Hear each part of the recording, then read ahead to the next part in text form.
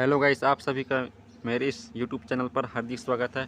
आज मैं आपको बताऊंगा कि कंपटीशन एग्ज़ाम में कंप्यूटर के सवाल को कैसे हल किया जाता है।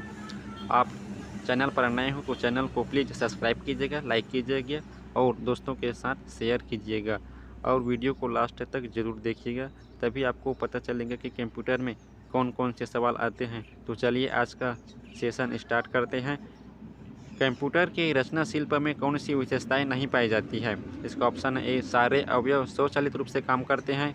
बी, इसमें निवेश एवं निर्गम के लिए एक से अधिक कई विधियों का प्रयोग किया जाता है। सी, यह कम गति एवं अशुद्धता से काम करता है। डी, स्मृति भंडार कम कीमत अथवा लागत वाला होता है। ये इनमें से कोई नहीं। तो इसका क्या होगा? कंप्यूटर के रचना शिल्प में कौन सी विशेषताएं नहीं पाई जाती?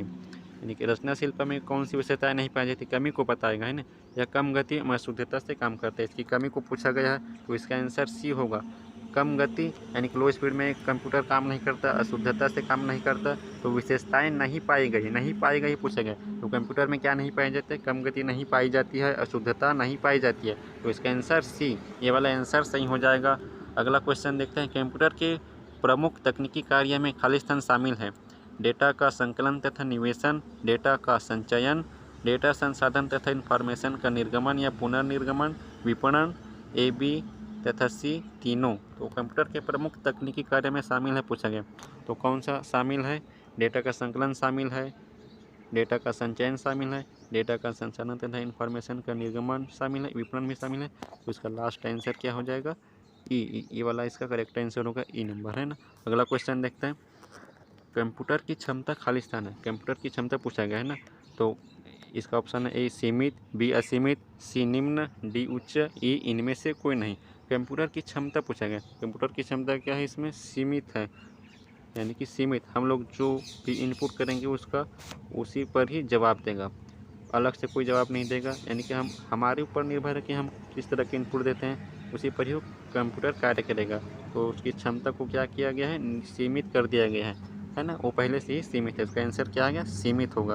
अगला क्वेश्चन देखते हैं। कंप्यूटर के कार्यप्रणाली के मुख्य अवयव में कौन शामिल नहीं है? ए, निवेश, बी, निर्गम, सी, केंद्रीय संसाधन एकक, बाह्य स्मृति, ई, इंटरनेट। तो कंप्यूटर के कार्यप्रणाली के मुख्य अवयव में कौन शामिल नहीं है? कौन शामिल नहीं है? इसका ऑप्शन है निवेश, निर्गम, केंद्रीय संसाधन एकक, बाह्य स्मृति, इंटरनेट। तो 29 का आंसर क्या होगा? ई, इंटरनेट। कार्यप्रणाली के मुख्य अवयव है ना, इंटरनेट में शामिल नहीं है। यानी कि इसका हार्डवेयर तो सभी, ये हार्डवेयर है, निवेश हार्डवेयर है, निर्गम हार्डवेयर है, केंद्रीय संसाधन हार्डवेयर है, बाह्य स्मृति हार्डवेयर है। इंटरनेट क्या है? हार्डवेयर नहीं है। तो आंसर सही हो जाएगा, करेक्ट आंसर। अगला क्वेश्चन देखते हैं। कंप्यूटर का नियंत्रक भाग कहलाता है? ए, प्रिंटर, बी, कुंजी पटल, सी, सीपीयू, डी, हार्ड डिस्क का इनमें से कोई नहीं। कंप्यूटर का नियंत्रक भाग कहलाता है, नियंत्रक भाग है ना, इसमें घुमा कर पूछा गया है। कुंजी पटल कहलाता है कि सीपीयू कहलाता है? तो इसका आंसर क्या हो जाएगा? 30 का आंसर क्या हो जाएगा? सी, है ना। इसका आंसर होगा सी। कैसा होगा? CPU, control processing unit. इसका फुल फॉर्म क्या है? Control processing unit. तो ये वाला क्या होगा? इसका करेक्ट आंसर, सी नंबर इसका करेक्ट आंसर। अगला क्वेश्चन देखते हैं। 31 नंबर। कंप्यूटर के मस्तिष्क को कहा जाता है? ए, स्मृति, बी, कुंजी पटल, सी, सीपीयू, डी, हार्ड डिस्क का इनमें से कोई नहीं। कंप्यूटर के मस्तिष्क को कहा जाता है? क्या कहा जाता है? यहाँ पर भी क्वेश्चन को घुमाया गया है। इसका आंसर बताइए 31 नंबर का। स्मृति कहते हैं कि सीपीयू कहते हैं? कंप्यूटर के मस्तिष्क को क्या कहते हैं? तो इसका आंसर सी, ये वाला करेक्ट आंसर होगा सीपीयू। 31 नंबर सीपीयू, है ना।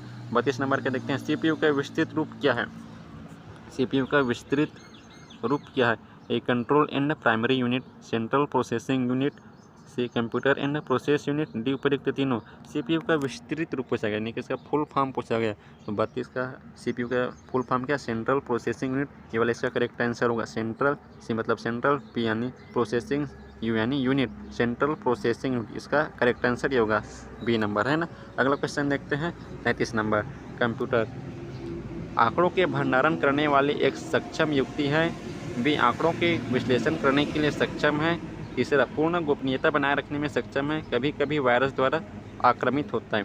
नीचे दिए गए कोड में सही उत्तर का चयन करना है। हम लोग को क्या करना? कोड में इसका आंसर देना है।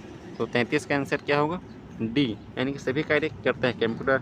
आंकड़ों का भंडारण करने वाले सक्षम युक्ति भी है, विश्लेषण भी करता है, आंकड़ों का गोपनीयता बना भी रखता है कंप्यूटर, पासवर्ड के तरीके में, और वायरस में आक्रमित भी होता है। तो इसका आंसर क्या होगा? डी। इसका करेक्ट आंसर डी होगा, है ना। अगला क्वेश्चन देखते हैं। Next question 34 number. किसी व्यवस्था के कंप्यूटरीकरण में आवश्यकता होती है। इसका ऑप्शन ए उसको करने में दृढ़ इच्छा शक्ति की, बी संबंधित वित्तीय संसाधनों की, तीसरा जनशक्ति के प्रशिक्षण की, ए अत्याधुनिक संरचना की। इसका भी पुट में दिया गया है ना। तो देखिए इसका क्या आंसर होता है। कंप्यूटरीकरण में आवश्यकता होती है, 34 का आंसर क्या होगा? डी। यानी कि ये भी ऑल आएगा डी। सभी चारों, ये सभी कार्य कौन करता है? कंप्यूटरीकरण में आवश्यकता होती है किसी व्यवस्था को चलाने के लिए, यानी किसी व्यवस्था को हम चलाएंगे तो इन चारों चीज़ों की आवश्यकता होगी। तो इसका answer D, correct answer D होगा। अगला क्वेश्चन देखते हैं 35 नंबर। कंप्यूटर के संदर्भ में ALU का तात्पर्य है। इसका ऑप्शन है algebraic logic unit, B arithmetic logic unit, C algebraic local unit, D arithmetic local unit, E इनमें से कोई नहीं। कंप्यूटर के संदर्भ में ALU का तात्पर्य है, ALU मतलब अर्थमेटिक लॉजिक यूनिट। तो इसका आंसर क्या होगा? ये वाला अर्थमेटिक लॉजिक यूनिट, है ना। आसान से सवाल, अर्थमेटिक लॉजिक यूनिट। इसका करेक्ट आंसर बी होगा। अगला क्वेश्चन देखते हैं। कंपेयर है ALU का अर्थमेटिक कार्य, ALU का लॉजिकल कार्य, ALU का इनपुट आउटपुट कार्य, ये सभी कंपेयर पूछा गया है ना। कंपेयर क्या है बताइए? कंपेयर जल्दी बताइए। ये वाला होगा ए नंबर, है ना। ALU का अर्थमेटिक कार्य कंपेयर किया गया है ना, ALU का अर्थमेटिक कार्य, ये वाला इसका करेक्ट आंसर होगा, ए नंबर। अगला क्वेश्चन देखते हैं।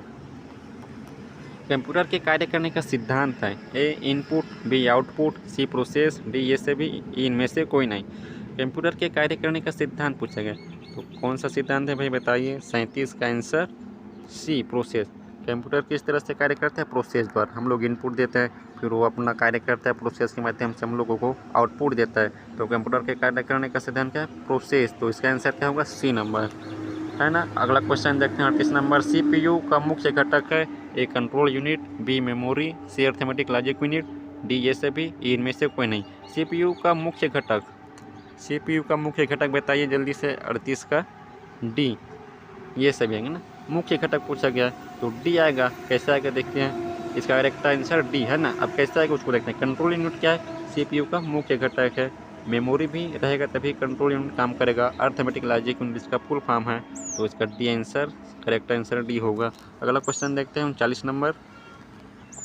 कंप्यूटर में जाने वाला डेटा को कहते हैं इनपुट, आउटपुट, प्रोसेस, एल्गोरिथम, इनमें से कोई नहीं। कंप्यूटर में जाने वाला डेटा को क्या कहते हैं बताइए? 39 नंबर। कंप्यूटर में जाने वाले डेटा को क्या कहते हैं? इनपुट, है ना। हम लोग इनपुट करेंगे उसी को क्या बोलते हैं? डेटा। अगला क्वेश्चन देखते हैं। प्रोसेस्ड डेटा को कहते हैं इनपुट, आउटपुट, प्रोसेस, ये सभी, इनमें से कोई नहीं। प्रोसेस्ड डेटा को कहते हैं, चलिए बताइए क्या है प्रोसेस्ड डेटा? प्रोसेस्ड डेटा को क्या कहते हैं? आउटपुट कहते हैं। कैसे आउटपुट कहेंगे? हम लोग उसमें इनपुट करेंगे, फिर कंप्यूटर प्रोसेस करेगा, प्रोसेस करके आउटपुट के रूप में हमें देगा, तो उसको क्या बोलेंगे? Processed data. तो उसका आंसर क्या होगा? बी, करेक्ट आंसर बी होगा। आउटपुट कहेंगे उसको, है ना। अगला क्वेश्चन देखते हैं 41 नंबर। कंप्यूटर के सभी भागों के बीच सामंजस्य स्थापित करता है। इसका option A logic unit, B control unit, C arithmetic logic unit, D ये सभी, इनमें से कोई नहीं। कंप्यूटर के सभी भागों के बीच सामंजस्य स्थापित कौन करता है? इसका आंसर क्या होगा? Control unit. इसका आंसर कंट्रोल यूनिट होगा, है नहीं। तभी तो सामंजस्य स्थापित होगा। हाँ, इसका आंसर बी होगा, करेक्ट आंसर बी। अगला क्वेश्चन देखते हैं। CPU के कार्य हैं इनपुट, CPU के कार्य हैं इनपुट तथा आउटपुट डिवाइस को नियंत्रित करना, डेटा को तात्कालिक रूप से स्टोर करना, निर्देशों को पढ़ना और आदेश देना, ये सभी, इनमें से कोई नहीं। CPU के कार्य क्या हैं? डी। CPU इनपुट तथा आउटपुट डिवाइस को नियंत्रित करता है, तात्कालिक रूप से स्टोर करता है, निर्देशों को पढ़ना और आदेश देना भी करता है। तो इसका करेक्ट आंसर डी होगा। ये सभी कार्य करता है ना, ये सभी कार्य कौन करता है? CPU। तो इसका करेक्ट आंसर डी हो जाएगा। अगला क्वेश्चन देखते हैं 43 नंबर। इनपुट का आउटपुट में रूपांतरण किया जाता है, ए मेमोरी द्वारा, बी पेरिफेरल्स द्वारा, CPU द्वारा, इनपुट तथा आउटपुट द्वारा, इनमें से कोई नहीं। इनपुट का आउटपुट में रूपांतरण किया जाता है। यहाँ पर समझना, इनपुट का आउटपुट में रूपांतरण किसके द्वारा किया जाता है? 43 नंबर का आंसर सोचिए, चलिए जल्दी से।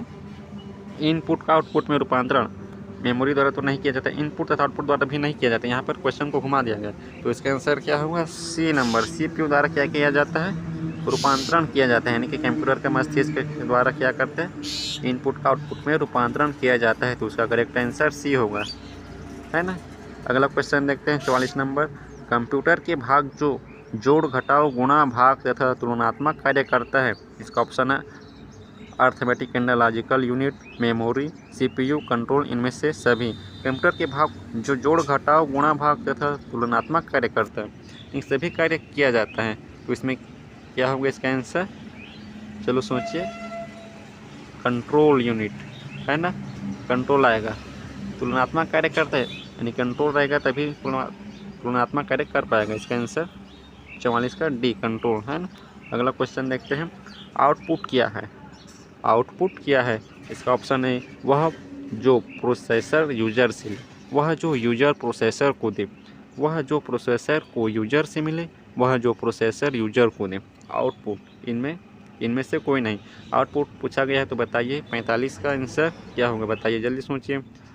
आउटपुट पूछा गया, यहाँ पे डिफ़िकल्ट तरीके से पूछा गया। इसमें क्या है, स्टूडेंट घबरा जाता है, तो हम इसको जानेंगे आउटपुट क्या है। आउटपुट मतलब वह जो प्रोसेसर यूजर को देता है, प्रोसेसर यूजर को देता है। प्रोसेसर मतलब कंप्यूटर कार्य करके किसको देता है, हमें देता है। यूजर यानी हम लोगों को देता है उसको, है ना, हम लोगों को आउटपुट प्रदान करता है, वह जो प्रोसेसर यूजर को दे। तो ये answer correct answer D number, correct answer. अगला क्वेश्चन देखते हैं 46 नंबर। खालिस्तान कंप्यूटर द्वारा प्रोड्यूस किया गया परिणाम है। खालिस्तान कंप्यूटर द्वारा प्रोड्यूस किया गया परिणाम है। ए डाटा, बी मेमोरी, सी आउटपुट, डी इनपुट, इनमें से कोई नहीं। कंप्यूटर द्वारा प्रोड्यूस किया गया परिणाम कौन सा है, सी होगा इसका आंसर, आउटपुट, है ना। प्रोड्यूस किया गया परिणाम है, हमें आउटपुट के तौर पर क्या मिलता है, प्रोड्यूस किया गया परिणाम। जो भी हम मांगते हैं कंप्यूटर से, इनपुट करते हैं, फिर प्रोड्यूस किया जाता है कंप्यूटर द्वारा, फिर आउटपुट के तौर पर हमें परिणाम, उसका आंसर मिल जाता है। तो इसका answer C, correct answer C हो जाएगा। अगला क्वेश्चन देखते हैं 47 नंबर। इंफॉर्मेशन सिस्टम में अल्फान्यूमेरिक डाटा सामान्यतः क्या रूप लेता है। इसका ऑप्शन है ए वाक्य और पैराग्राफ, बी नंबर और अल्फ़ाबेटिकल कैरेक्टर, सी ग्राफिक शेप और फिगर, डी मानव ध्वनि और अन्य ध्वनियाँ, ये इनमें से कोई नहीं। इंफॉर्मेशन सिस्टम में अल्फ़ान्यूमेरिक डाटा सामान्य रूप से क्या लेता है, चलो बताइए इसका आंसर क्या लेता है इंफॉर्मेशन सिस्टम में, है ना। तो नंबर और अल्फ़ाबेटिक कैरेक्टर इसका सही आंसर हो जाएगा बी नंबर, बी नंबर इसका सही नंबर, करेक्ट आंसर। नंबर और अल्फ़ाबेटिक कैरेक्टर इसका करेक्ट आंसर हो जाएगा बी। अगला क्वेश्चन देखते हैं 48 का। सेंट्रल प्रोसेसिंग यूनिट में एक कंपोनेंट के रूप में निम्न में से कौन सा होता है। सेंट्रल प्रोसेसिंग यूनिट में एक कंपोनेंट के रूप में निम्न में से कौन सा होता है। इसका ऑप्शन है memory, regulation unit, flow control unit, arithmetic logic unit, instruction manipulation unit, इनमें से कोई नहीं। तो इसका आंसर चलो सोचिए, 48 नंबर का answer C, arithmetic logic unit. Central processing unit में कंपोनेंट के रूप में कौन होता है, arithmetic logic unit, arithmetic logic unit, है ना। 48 का आंसर क्या होगा, सी, इसका करेक्ट आंसर होगा अर्थमेटिक लॉजिक यूनिट। अगर आपको यह वीडियो पसंद आया होगा तो प्लीज़ इस चैनल को सब्सक्राइब कर लीजिए और दोस्तों के साथ शेयर कीजिए। मिलते हैं अगले वीडियो में, तब तक के लिए वंदे मातरम, जय हिंद।